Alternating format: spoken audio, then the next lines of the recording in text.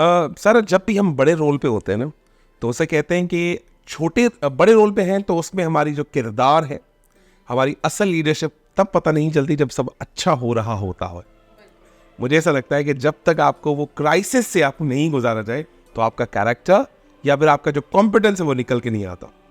तो for example अगर हर चीज़ मेरे हाथ में मिल रही, सब सही चल रहा है, जैसे ही थोड़ा टेम्परेचर चेंज हुआ, जो असल मैं हूं वो निकल के आएगा, नंबर 1। और जब हम छोटे रोल पे होते हैं, उस क्राइसिस की, उस चैलेंज की अहमियत नहीं होती। मुझे पता है कि जो ना शॉक एब्जॉर्बर लगे हुए हैं, पेरेंट्स बैठे हुए हैं, ऑफिस में लीडर्स एंड बॉसेस बैठे हुए हैं, but you are a leader, you are at a driving seat right now. आप ड्राइविंग सीट पे हैं, 20-25 लोग आपके पीछे लगे हुए। सो कभी तो ख्याल आया होगा, यार ये एस्पायर एचआर क्या कर रहा है, मेरे साथ क्या हो रहा है। बिजनेस की जो हालात है वो वैसे नहीं रहे, बंद कर देते, बस मुझे नहीं करना जो है। इस तरह के अभी आइडियाज आए होंगे।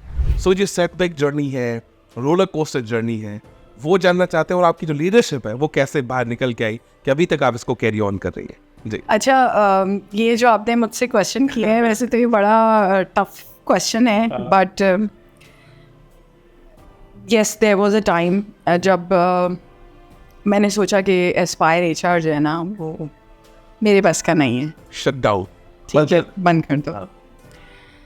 लेकिन मैंने शुरू में जैसे आपको बताया था कि मेरे पास I am blessed to have good people and positive people around me.